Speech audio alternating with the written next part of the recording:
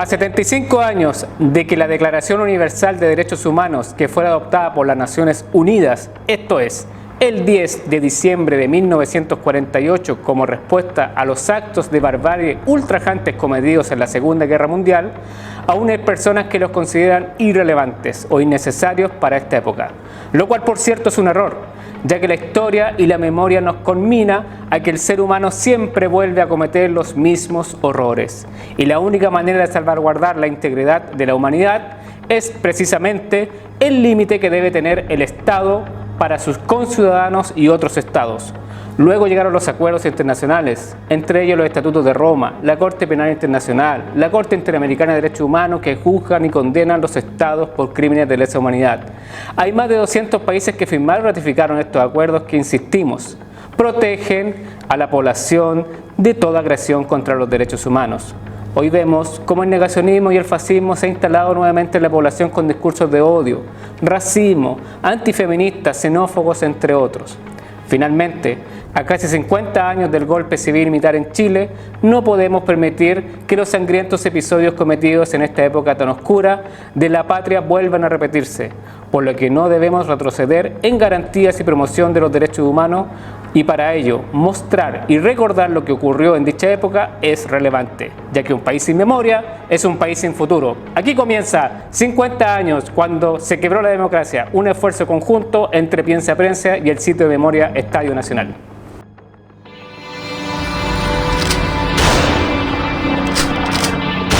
La corriente se aplica de la siguiente manera. El apunte, los senos, los pezones, dos perritos aquí nomás. Después me colgaron del techo y me empezaron a violar. Conforme, entonces hay que impedir la salida, hay que tomarlo preso. Hacerse cargo de las graves, masivas y sistemáticas violaciones de derechos humanos en la dictadura. A las 11:00 de la mañana hay que atacar la moneda porque este gallo no se va a entregar.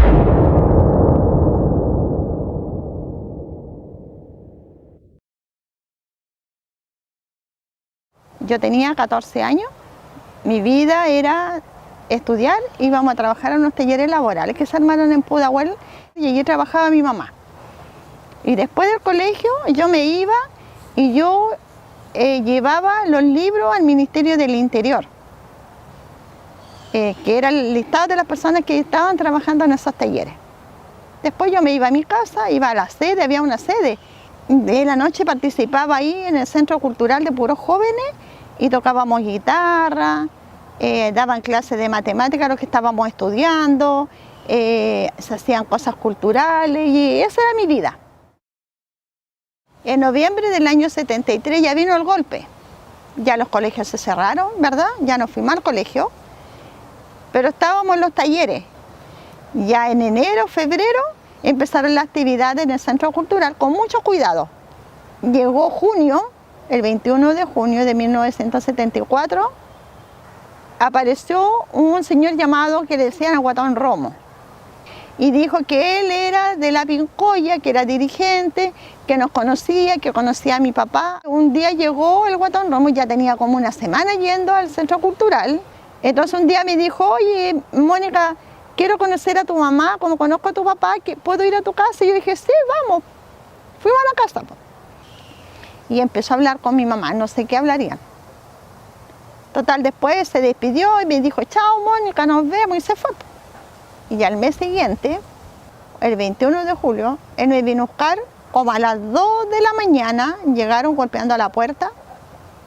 Yo estaba durmiendo en pijama, me despertó de una sola cachetada, me paré, me puse las pantuflas y en pijama, y al salir de la puerta de mi casa, él me puso un scotch en los ojos, una venda y me tapó la cara con una frazada. Y me subió a una camioneta, y en esa camioneta habían como 2 personas más por la voz. Y dieron muchas vueltas y llegamos a Londres 38.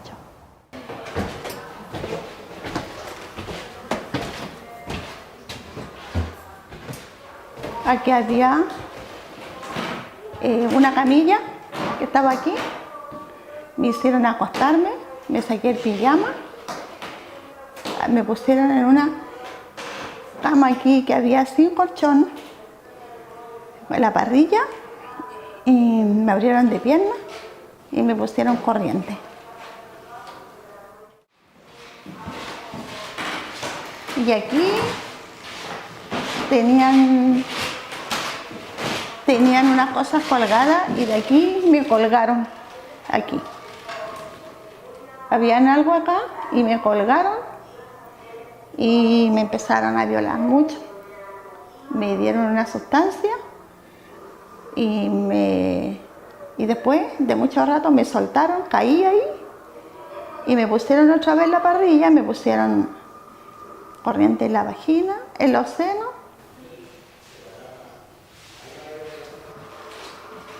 Y aquí en esta parte habían otras personas esperando y empezaron a violarme. Y había una camilla también donde le ponían corriente. Y después de aquí me trajeron para acá. Y aquí estuve sentada en una silla, vendada y amarrada a la silla. Y después no sé cuánto rato, yo creo que un día, y de ahí me bajaron nuevamente al primer piso y allá me quedé con todas las demás presas. Y esto era todos los días este movimiento, que subían con nosotros y los violaban y me volvieron a colgar. Y después de ahí hacían estos mismos procedimientos y escuchaba a mis compañeras quejarse. Después de esta impactante cápsula, estamos con la protagonista de esta historia, Mónica Alvarado. Bienvenida, Mónica, ¿cómo estás? Bueno, no ha sido tan fácil porque contar la historia y contar lo que hemos vivido fue un proceso largo, como de 30 años. No es fácil contarlo, no es fácil escribirlo y no es fácil tampoco, no sé cómo explicarlo, pero sobrevivimos y yo pude tener una familia, pude tener hijos, con mucho dolor, con muchos recuerdos y con muchos traumas todavía que tenemos desde el daño que nos causó la dictadura. Y bueno, dentro de todo igual uno busca un poco ser feliz y salir adelante. Mónica, tú te fuiste sola al exilio, me contabas fuera de cámara, te fuiste sin familiares, tenías 15 años de edad, casi 16 años de edad casi por cumplir. ¿Cómo fue tu experiencia en el exilio y en qué país te fuiste a vivir este tiempo y de retorno a Chile? Bueno, yo salgo expulsada de Tres Álamos el 13 de febrero de 1975. Salí con un grupo de 21 personas y en ella éramos 4 mujeres y ellas se fueron a otros países, América, se fueron a Costa Rica, Alemania, éramos 4 mujeres y ellas se fueron a diferentes países donde las esperaba su familia y yo me quedé con mis amigos que los conocí arriba del avión. A ellos no los conocíamos, estábamos todos presos y salimos un día a las 4 de la madrugada, nos llevaron al aeropuerto y allí nos entregaron nuestros pasaportes y de ahí salimos a Venezuela. ¿Te radicaste en Venezuela? Sí. ¿Hasta qué año te radicaste en Venezuela? Hasta el noviembre del 89 que regresa a Chile. ¿Y cómo hace una niña de 15 años para sobrevivir en un país extranjero con gente prácticamente desconocida que tú la conociste recién en el avión? ¿Cómo lo hace para sobrevivir tanto tiempo y poder, como tú dijiste, formar una familia, tener hijos? Bueno, nosotros cuando llegamos a Venezuela, yo los conocí arriba en el avión a ellos. Llegamos a un hotel en Caracas, estuvimos 6 meses viviendo allí, ahí nos fuimos afletando, conociéndonos. Nunca nos contamos la historia, nadie quería hablar, yo creo. Pero ellos se imaginaban, yo no me podía imaginar que a ellas les había pasado algo. Que solamente lo que me había pasado a mí era a mí nomás, y yo no lo iba a contar. ¿No se contaban la historia No. entre ustedes? No. Y yo viví con ellos y los conocí, y después estuvimos en ese hotel y después nos fuimos de ese hotel. El gobierno ya no los pagó más el hotel, y de ahí nos fuimos a... ¿Qué gobierno les pagaba Venezuela? El gobierno venezolano. Ellos fueron los que lo cogieron como exiliados políticos, como refugiados, en el Carlos Andrés Pérez. Y después nos fuimos a uno de mis compañeros consiguió como un subterráneo de unos edificios que habían unos tarros de basura allí. Y ahí sacaron los tarros y pusieron unos camarotes. Y ahí vivíamos como 15. Dormíamos de 3 en cada camarote. Pero prácticamente como indigente vivían. Como indigente, claro. ¿Cómo lo hacían para comer, sobrevivir, vestirse, bañarse, las cosas básicas? Bueno, teníamos una ducha. A veces no teníamos... Bueno, ahí estuve un poco tiempo. Después nos fuimos. Y a veces nos dejaban en los restaurantes, nos dejaban su comida tapada en una bolsa. Sobrevivíamos de un amigo que trabajaba, que era joyero, que vendía, hacía sus joyas y artesanal y las vendía. Y ellos me ayudaban. Ellos paraban como dicen aquí, parar la olla. Y nadie tenía trabajo, no les daban trabajo. Yo no conocía a nadie, conocía a ellos nomás. Además no tenía carnet, no tenía nada, tenía un pasaporte que decía una letra L y que no podía trabajar, no tenía derecho a nada. A nada.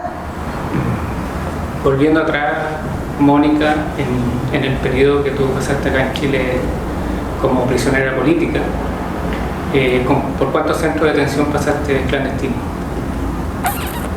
Bueno, estuve en los del 38 y en la Villa Grimaldi, estuve como 2 días en la Villa Grimaldi, después estuve en Londres 38 en junio y después me fui incomunicada a 4 Álamos y después, como ya viene llegando como el principio de diciembre más o menos, pasé a 3 Álamos, que es donde uno no sabe qué va a hacer, si la van a hacer desaparecer, te van a matar, te van a dejar en libertad, te van a expulsar, no sé, uno no sabe, no tiene nada, no sabe nada.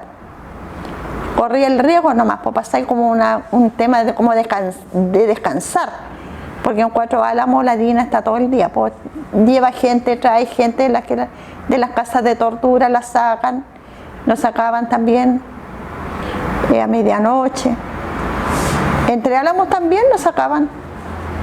También fue un centro de tortura, 3 Álamos, independiente de 4 Álamos. Sí. 3 Álamos, que el comandante Pacheco abusaba de nosotros. Nos sacaba y nos castigaba, y el castigo era que él abusaba de nosotros. ¿Abuso sexual? Claro, abuso sexual, sí. Sí, como vimos en el video, efectivamente tú sufriste mucho daño y abuso sexual durante todo el periplo de los 3 centros de tortura. No solamente en Londres, sino que también en Villa Grimaldi y como tú nos cuentas ahora en 3 y 4 Álamos. Sí. Primero yo, cuando la primera vez que yo caí presa tenía 14 años, que fue en noviembre del año 73. En el año 73, en noviembre, había unos talleres laborales en Pudahuel que se habían formado para la gente que estaba cesante. Allí trabajaba mi mamá y mi hermana y también estudiábamos. Yo estudiaba y después me iba a esos talleres y yo llevaba unos libros al Ministerio del Interior y después regresaba con los libros. ¿Qué curso estabas cursando ahí? 7º año. 7º año. Y ahí fui detenida y estuve en General Maquena como 3 días. Me pegaron, pero no me hicieron nada.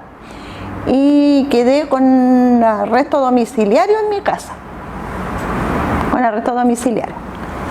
Y yo le conté a mi mamá lo que me había pasado y lo que ellos me habían dicho con arresto domiciliario.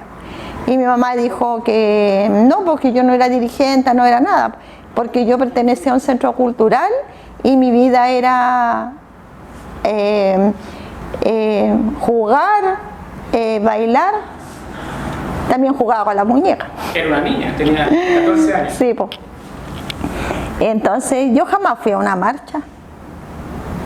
Yo jamás estuve, ni tenía nada, porque mi papá era miembro del Comité Central del Partido Socialista, mi familia una persona de izquierda, mi hermana igual, pero yo nunca me involucré en su política, porque mayormente nosotros a la edad de los 14 años, en el tiempo, esos años, no éramos como unas grandes militantes.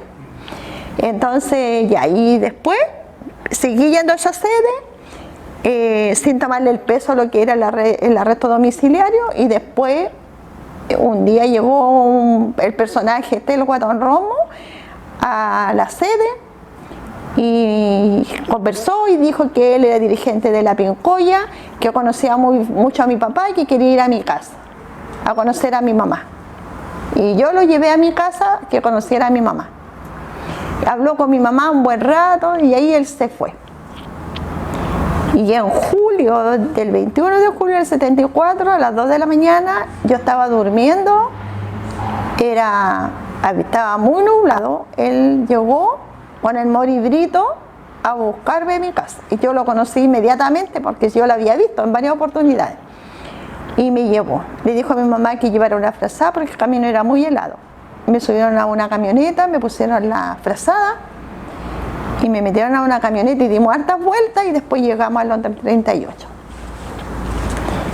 Ahí me hicieron sacar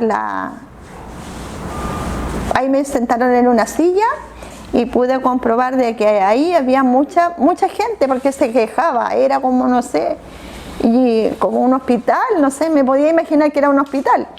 Y en ese momento tú no sabías dónde estaba. No. Tenía idea. No. Y había un olor así de carne quemada, unos gritos desgarrantes, así, horrible. Y sentía miedo. Yo no sabía si tenía más miedo o tenía más frío. No sabía. Y ahí me sentaron en esa silla, siempre vendada con el scotch y la venda. Siempre sentada. Y me sentaron en una silla y después lo único que estuvo un rato ahí. Y después me pararon y yo me fui en pijama y pantufla. Me paró el Guatón Romo porque le conocía su mano. Me paró como pescándome de acá atrás del pijama y me dijo suba. Y subí una escalera tipo caracol. Ahí me dijo, vino otro así como, había mucho arriba, había mucha gente. Unas se quejaban, pero había muchos como personajes policías, deben haber sido policías. Y entonces me dijo, vino y me agarró el pijama y me lo sacó así como me lo tiró. Me dijo que me desnudara. Yo le dije que no, porque me daba vergüenza. Y me dijo, sí, me dijo, y todavía soy virgen. Y yo tenía como vergüenza, miedo de decirle, pues, vergüenza creo, de decirle que sí. Me dijo, ¿no tienes pololo? Yo le dije, no. ¿Nunca te han besado? No. Me dijo, y vino otro y le decía, ay, mira, llegó carne fresca, estamos de fiesta.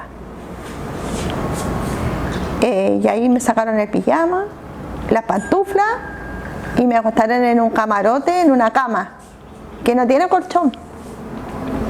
Y ahí me amarraron y me pusieron corriente, unos chupones en los senos y me pusieron corriente en la vagina.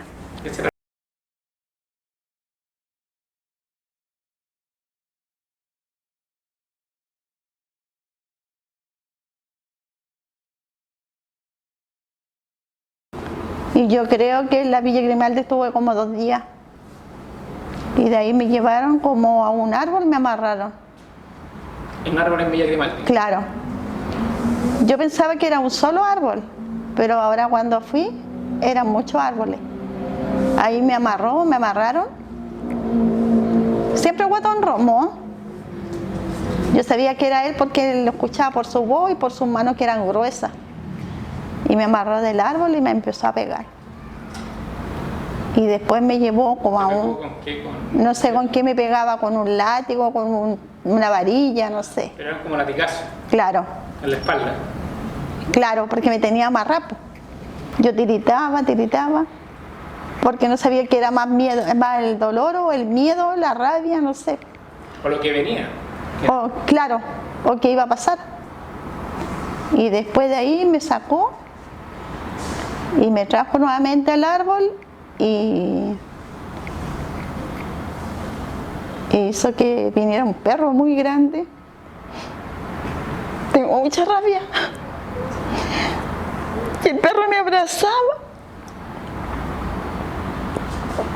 Me abrazó fuerte así porque no sé qué quería hacerme, pero no me hizo nada, sino que me abrazó y me arañó. Y después me llevaron a una otra pieza. Y ahí me empezó a poner corriente otra vez. De ahí vino otro tipo, me violó. Y después me metieron a una camioneta y volví a Londres 38. Entonces llegué a una pieza donde había otra compañera. Estaba la Adriana Pino, una compañera se llamaba Adriana Pino. Yo tenía mi pelo largo y un día, ese día cuando llegué en la tarde, me dijo, había una carabinera, una paca ahí que estaba encargada del recinto, me vino a cortar el pelo, que me dijo que yo tenía piojo y me dejó pelar, me cortó el pelo al rápido, sí.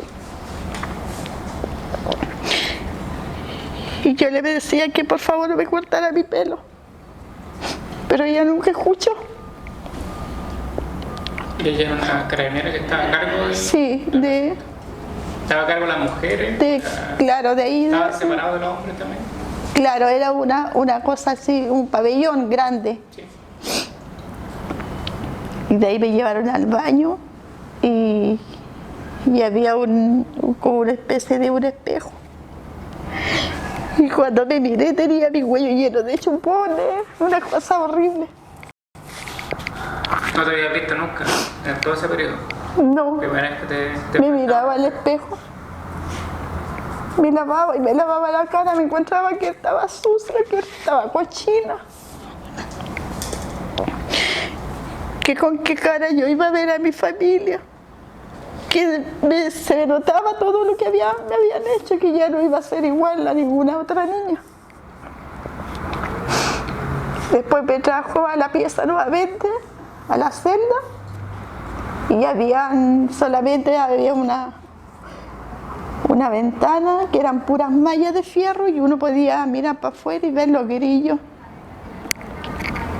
Y hablaba con los compañeros que estaban al lado, me preguntaba que cómo me llamaba. Y esa puerta, ese portón sonaba cada rato cuando traían a las compañeras. Y un día, y ahí estuve mucho rato. Y yo le preguntaba. Pero no sabías todo el tiempo, ¿no? No sabía ni los meses, nada. Y ahí le pregunté a uno, había pasado muchos meses ahí, le pregunté, le dije, oye, ¿qué mes estamos? Me dijo, estábamos en diciembre. Y como no nos daban agua, yo me chupaba. Las frazas tienen como unos hilos. Claro. Y yo me chupaba el cebo de la frazada para no morirme de sed. Me sentaba a jugar porque eran como baldosas y jugábamos a las damas. Y yo podía saber cuándo el de al lado me ganaba y cuándo yo perdía. Y me preguntaba si algún día iba a poder salir de ahí. O qué iba a hacer cuando saliera de ahí. O si algún día iba a salir viva, no sé. ¿Sentiste culpa alguna vez de por qué te tenían ahí o No, sentía rabia. solamente rabia? Rabia, sí. Quería puro contarlo, pero a la vez también no quería contar nada. porque yo no había hecho nada. No había hecho nada. Tenías 14 años, no había hecho nada. Entonces después de ahí estuve mucho tiempo, pasaban, se iban, venían. Hasta llegó diciembre y me llevaron a Tres Álamos. Y ahí había muchas mujeres, muchas compañeras, estaban ahí, me recibieron, me pasaron ropa, me bañé yo creo que todo un día. A todas les pasaba lo mismo, se bañaban. Compartí con muchas de ellas, que más de alguna está desaparecida, pero nunca nadie decía nada. ¿Y tú dentro de todas las prisioneras, tú eras la... Yo era la más chica. ¿Era la más chica? Sí. ¿Y qué te decían tus compañeras? ¿Por qué No, se sorprendían? Porque tú... sí, pues ellas me ayudaron mucho. Fueron grandes mujeres, la Erika, Viviana, la Scarlett, la Patti. Las conocía, la Mónica, muchas. Me ayudaron mucho. También jugábamos a la pelota. Y ella me decía, Mónica, mira, hoy día vamos a jugar a la pelota. Y tú vas a tirar la pelota para arriba y vaya a decir Erika, o vaya a decir Viviana, o vaya a decir tal nombre. Pues yo le decía, ¿y para qué? Pero no, tú dices eso nomás. Pero en la realidad era para que los compañeros que estaban al lado, que habían caído sus esposos, supieran de que ellas estaban vivas y que estaban ahí. Entonces todos los días jugábamos esa pelota. También nos castigaban el comandante Pacheco. Y ahí nos llevaba a su aposento. Ahí en 3 y 4 Álamos ya el Guatón Romo no estaba. No. O sea, hasta Villa Grimaldi y después cuando volviste a 4 Álamos, hasta 4 Álamos estaba el Romo. Ya en 3 Álamos yo no estaba. Y ahí ellas nos prestaban ropa, teníamos una carreta. Cuando una sola vez nomás yo tuve visita, que pude ver a mi mamá y a mi hermana, pero no pude hablar con ella. Los sentaron en una mesa larga y donde había muchos militares y no pude contar nada.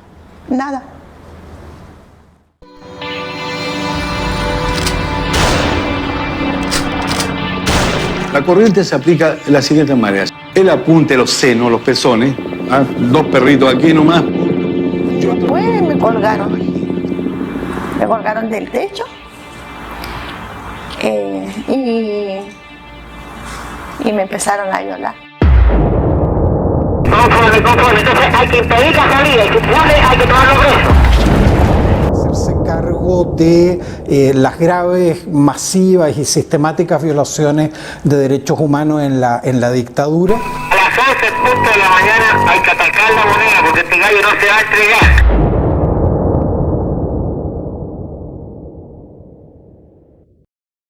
Continuamos en este primer episodio de 50 años cuando se quebró la democracia. Estamos en el segundo bloque y tenemos una persona muy interesante para conversar, que es don Claudio Nach, académico de la Universidad de Chile, doctor en Derecho y profesor de la Cátedra de Derechos Humanos de la Universidad de Chile. Bienvenido, Claudio. Muy bien, muchas gracias, Marcelo, un gusto. Un gustazo de tenerte acá. Claudio, mira, nuestro programa se llama 50 años. Estamos ya a 50 años del golpe civil y militar. ¿Cuánto hemos avanzado en protección y garantía de derechos humanos desde la vuelta a la democracia hasta ahora? Mira, la evaluación es bien interesante cuando uno se pregunta dónde estamos hoy a partir del término al menos del gobierno de Pinochet, porque el periodo siguiente tenemos una larga transición, para algunos post-dictadura, para otros es un debate que seguiremos teniendo probablemente por un buen tiempo. Lo que uno sí puede sacar como conclusiones hoy día, y que algunas de ellas son preocupantes, es que hemos vivido un tiempo largo, y no solo acá en Chile, sino que en el continente, en América Latina, donde durante al menos 25 años, sino un poco más, la pregunta que nos hacíamos era cómo seguir avanzando y seguir profundizando la democracia y el compromiso de derechos humanos. Es decir, lo que se vivió en los procesos de transición en el Cono Sur, pacificación en Centroamérica, procesos de consolidación democrática en muchos lugares.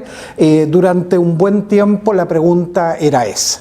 Y en Chile entonces el debate giró durante varios años también en materia de derechos humanos en cómo hacerse cargo de las graves, masivas y sistemáticas violaciones de derechos humanos en la dictadura.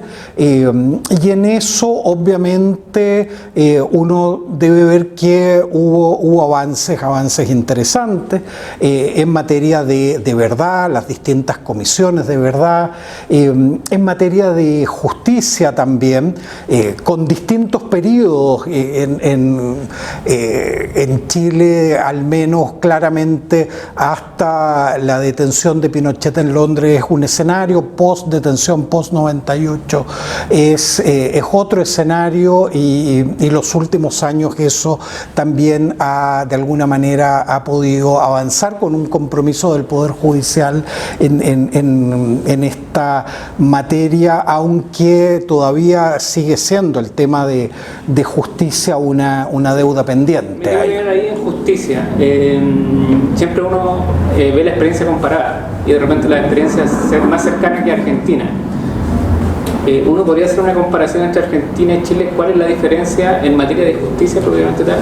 Teniendo en cuenta que en Argentina hubo un juicio, ¿cierto?, a Cartier y todo su equipo, ¿cierto?, represor, que fue los cabecillas de la dictadura civil y militar de Argentina, y acá no ocurrió en Chile. Claro, ahí hay una conexión que es bien interesante, y a veces se visualiza poco esa conexión entre el proceso de justicia en Argentina y las consecuencias para Chile. ¿Por qué? Porque el proceso de justicia en Argentina se da en el marco de una derrota militar que tiene la Junta de Gobierno con Inglaterra en el tema de las Malvinas, lo cual hace que el quiebre ahí democrático, lo que permite la democracia, encuentra unas Fuerzas Armadas muy desmoralizadas, con un alto mando muy separado de la tropa, es decir, lo que significa una derrota militar de envergadura. Y eso permitió, no sin problemas, avanzar en justicia. Juzgaron a los principales cabecillas, a los miembros de la Junta. Eso para nosotros obviamente uno lo ve y es impensable. Pero hay una conexión. ¿Por qué? Porque cuando se quiso avanzar en Argentina en justicia, y ya no solo juzgar a la Junta, sino que a la alta oficialidad se pudo hacer. Pero cuando tú querías bajar ya y empezar a esta idea hay que juzgarlos a todos, es cuando aparece la crisis de la democracia argentina. Aparecen los cara pintada, aparece Aldo Rico, los mayores lo recordarán, que puso en jaque en un minuto a la democracia argentina diciendo no más a estos juicios, y se dictan ahí leyes de punto final, etcétera. Y esa lección para Chile fue clave, porque quienes diseñaron el proceso de transición luego en Chile tenían en cuenta que había un límite al tema de la verdad, de la justicia, de la reparación, y que ese límite era no poner en riesgo la democracia. Y entonces el diseño, si tú lo ves acá en el Estadio Nacional, el discurso de Elwin, el día que asume, es impresionante porque estaba ahí el modelo, dice toda la verdad y la justicia en la medida de lo posible. ¿Cuál es ese límite de lo posible? La democracia. No se estaba dispuesto a sacrificar la democracia por justicia. Entonces, los primeros años están marcados por ese debate. Entonces tenemos, a diferencia de Argentina, en ese minuto justicia bastante más pobre en términos de resultados. Luego, con los años se logra ampliar, y si uno lo compara con otros lugares en el mundo, acá en Chile se ha hecho justicia en una cantidad importante de casos, hay condenas como Krasnov, otro casi 1000 años, creo que ya lo superó Krasnov, se ha logrado en ese sentido avance. Obviamente, a la magnitud de la crisis que vivió en Chile, la magnitud de la dictadura, los horrores de la dictadura, uno hubiese esperado más justicia, es decir, acá los civiles que instaron por el golpe y luego se aprovecharon del golpe, que fueron parte de la dictadura, no solo quedaron impunes, hoy día lo vemos algunos de ellos presidiendo la convención, ni sé cómo, no me acuerdo cómo se llama, Consejo Constitucional, es decir, ese nivel de impunidad han tenido este sector político, pero sigue siendo un tema, y gracias a los familiares, gracias a las organizaciones de las víctimas, sigue siendo un tema en Chile, el tema de la justicia, y eso es interesante. Sí. Tal cual, ahí eso se ha estudiado mucho en la experiencia comparada, que es el modo en el que se produce el término de los gobiernos autoritarios, dictatoriales, etcétera, y su paso al sistema democrático es clave. O es muy distinto cuando han tenido una derrota, por ejemplo, una derrota militar o una derrota en un conflicto armado, a cuando tú tienes que pactar, por ejemplo, en Centroamérica pasó en 70 años de conflicto armado y estaban empatados, y lo que se produce finalmente es un acuerdo de un conflicto que no había cómo salir de él. En Chile lo que termina habiendo es una derrota en una elección que impide la continuidad de Pinochet como gobernante, pero el poder de la dictadura se mantiene absolutamente incólume, es decir, hasta el día de hoy, la constitución que nos rige es la constitución de la dictadura. El modelo que nos rige es el modelo de la dictadura, neoliberal en lo económico, autoritario en lo político, conservador en lo cultural. Ese es un triunfo de largo alcance. Lo que hemos intentado hacer durante estos años es eliminar enclaves autoritarios, tratar de avanzar algo en justicia, pero en justicia social, pero el modelo es un modelo que nunca fue derrotado. La mayor amenaza al modelo, piensa tú que recién se da el año pasado. La mayor amenaza al modelo fue el proyecto constitucional de la Convención Constitucional, su proyecto 2022. Ese ha sido desde los 80 hasta ahora la mayor amenaza al modelo, y termina siendo también derrotado. Entonces, claro, es una transición que se basa no solo en impunidad, en un pacto de impunidad, sino que en no tocar las bases del modelo, y en eso ha sido exitoso para quienes lo impusieron con tanto dolor y sufrimiento. Ahí Marcelo, es bien interesante lo que ha pasado en términos históricos, es decir, el gran triunfo, digamos, de la humanidad en términos de derechos humanos ha sido a partir de los horrores de la Primera y de la Segunda Guerra Mundial, fue crear un sistema internacional de protección de derechos humanos. Y ahí, para quienes nos están viendo puedan hacerse una idea clara, esta protección internacional tiene dos, llamémoslo así, dos cabezas. Por una parte, hay todo un sistema que controla los estados. Todos hemos escuchado hablar de la Comisión Interamericana de Derechos Humanos, de la Corte Interamericana, del Consejo de Derechos Humanos de Naciones Unidas, el Alto Comisionado de Derechos Humanos. Hay todo un control para de alguna manera que los estados no puedan hacer lo que estimen conveniente con las personas que están sujetas a su control o a su jurisdicción. Supranación. Exactamente. Y ese es un acuerdo de la comunidad internacional de que nunca más, en esta idea de ante el horror, un acuerdo de nunca más los horrores del Holocausto, nunca más la persecución, discriminación contra grupos por razones étnicas, por razones raciales, etc.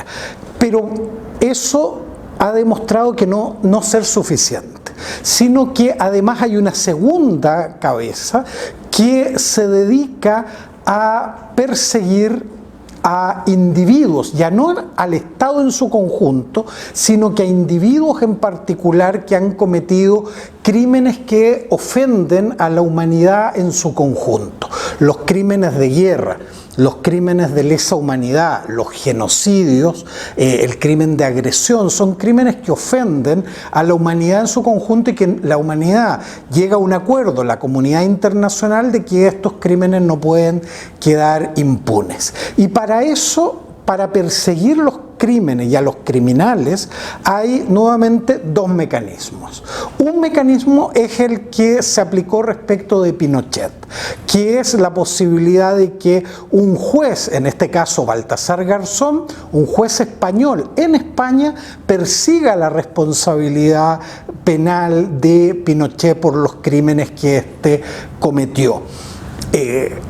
El otro camino es el de no tener jueces particulares a nivel nacional persiguiendo estos crímenes, sino tener cortes internacionales.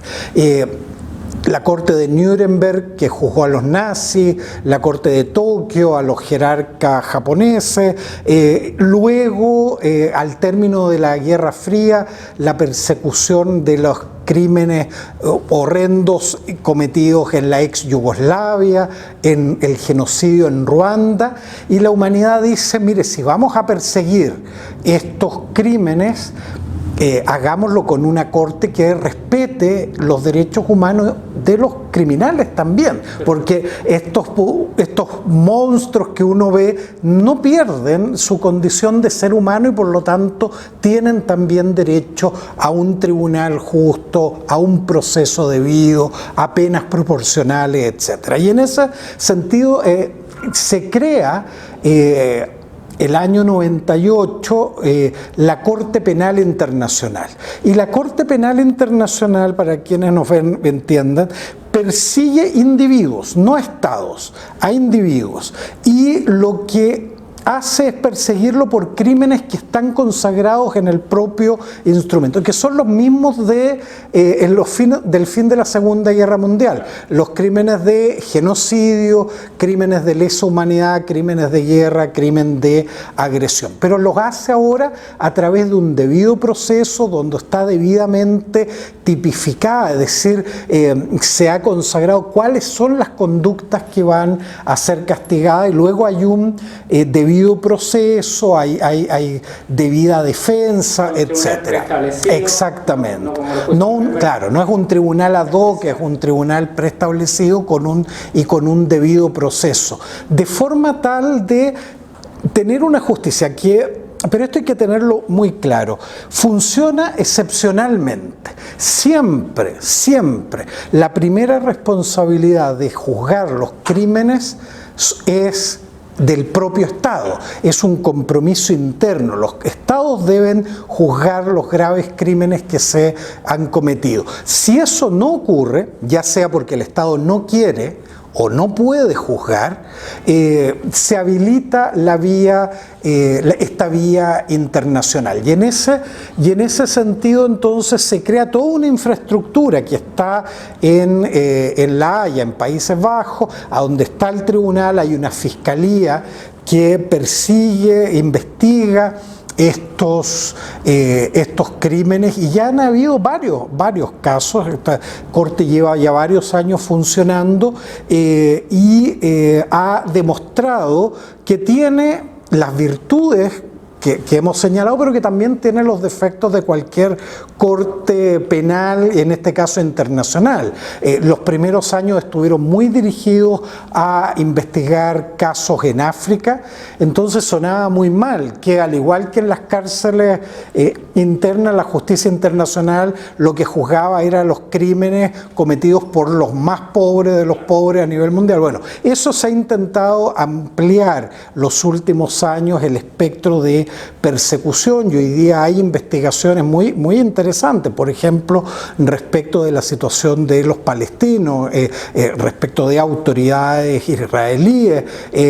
Se ha iniciado un proceso que está avanzando de investigación, por ejemplo, acá ya cerca, en nuestra región, en Venezuela. Y por último, Chile también ha tenido participación ahí. Los crímenes, los cometidos en el marco del estallido social 2019-2020 también fueron presentados a la Fiscalía para que los investigara. Y la Fiscalía emitió una resolución el fiscal y dijo, mire, yo he podido, de la información que he recibido, constatado que efectivamente en Chile se cometieron crímenes graves de derechos humanos, que estos tuvieron las características propias de un crimen de lesa humanidad, generalidad, sistematicidad. Pero dice, yo lo que entiendo por la información que he recibido es que lo que habría que investigar es si esto obedeció o no a un plan, a una planificación. Pero yo no lo voy a investigar porque esto se está investigando a nivel interno. Mientras el Estado lo investigue, yo no tengo nada que hacer. Todavía no se va a saber. Exacto. Yo no me voy a pronunciar, no voy a iniciar una investigación porque confío en que los tribunales internos van a hacer las cosas bien. Por eso es tan importante lo que ha sucedido estos años en materia de justicia. Es decir, de 10.000 causas que se presentaron a casos ante el Ministerio Público, tenemos cerca de 15 sentencias, de 10.000, 15, más de la mitad de los casos cerrados sin investigación. Entonces eso empieza a hacer ruido de si hay voluntad o no hay voluntad de investigar, pero todavía Chile tiene la oportunidad de hacer esta investigación. Por eso es importante lo que está haciendo la fiscal Chong, por ejemplo, de citar al expresidente Piñera, de citar a los subministros del Interior para avanzar en las investigaciones, porque si Chile no avanza internamente en estas investigaciones, habilita estas vías internacionales. La Corte, pero también habilita la jurisdicción universal, es decir, puede haber un juez en algún lugar que determine que en Chile no se ha hecho justicia y podría eventualmente a futuro actuar ya no contra Pinochet, sino que contra Sebastián Piñera. Entonces es un escenario muy interesante de cómo se abre las opciones de justicia a nivel internacional, algo inimaginable hace 70, 75 años atrás. Hoy día tenemos un escenario de justicia no ideal, obviamente está lejos de ser ideal, pero con alternativas que se han ido construyendo con aportes particularmente de la sociedad civil. Yo comparto el análisis en términos que el Estado no ha hecho ese trabajo. Lo interesante es preguntarse por qué. Y yo creo que ahí está la clave. La clave está en que cuando tú tienes una población que conoce sus derechos, tú tienes un pueblo empoderado, que exige derechos y ya no exige favores, no exige cuestiones de buena voluntad, sino que desde la convicción de ser titular de derechos se exigen a las autoridades. Y una ciudadanía entonces empoderada es una ciudadanía mucho menos dócil y por lo tanto mucho más difícil de manejar. Y en cambio tener una ciudadanía desinformada de sus derechos, desarticulada, te permite lo que sucedió aquí en Chile, mantener un modelo económico, político, social heredado de la dictadura, pero luego administrado durante 30 y tantos años por la centro-izquierda, derecha, centro-derecha y un largo etcétera. Lo que debe hacerse entonces es generar condiciones para que la población se empodere de sus derechos. Yo cada vez creo menos que el Estado vaya a hacerlo, pero yo creo que la ciudadanía, el pueblo organizado sí puede avanzar en este empoderamiento. Yo creo que aquí hay un rol entonces clave que juegan las universidades, donde yo trabajo en la Universidad de Chile, y lo que uno tiene como convicción desde el trabajo en derechos humanos, desde la Universidad de Chile, es que tenemos que tener un diálogo horizontal con las organizaciones, con las personas interesadas en estos temas. No es que uno vaya a iluminar un tema, vaya a dar la última palabra, al contrario, lo que uno puede hacer justamente es entregar herramientas para que se genere este conocimiento popular, este empoderamiento. En Brasil lo han trabajado mucho, el tema, tienen una idea del derecho no desde arriba, sino que el derecho desde la calle, el derecho desde lo cotidiano. Exactamente, y eso implica poder, eso implica empoderamiento, una relación distinta con las autoridades. Y los derechos humanos al final del día, Marcelo, son eso, son un límite al poder. Es decir, ponemos al poder en una situación de que no puede hacer lo que quiera, sino que hay cuestiones mínimas que debe respetar, que debe garantizar, que no debe discriminar, y para eso generar mecanismos para la exigencia de esos derechos es un paso central. Por eso espacios como este, como lo que ustedes están trabajando acá junto con Piensa Prensa, todo este trabajo que se está haciendo tiene ese sentido, tiene el sentido de volver a juntarnos, volver a articularnos en momentos donde hay que resistir este embate autoritario, neofascista que estamos viviendo. Bueno, hay que resistir, pero no solo resistir aisladamente, sino que volver a encontrarnos, volver a articularnos y desde ahí volver a construir esperanza. Y la esperanza está mucho mejor garantizada, la viabilidad de la esperanza, cuando ésta se construye desde los derechos. Eso es lo que podemos, yo creo, aportar en espacios como este. Y aquí termina 50 años cuando se quebró la democracia. Una colaboración conjunta entre Piensa Prensa y el sitio de Memoria Estadio Nacional. Los esperamos en el próximo capítulo a la misma hora y buenas noches.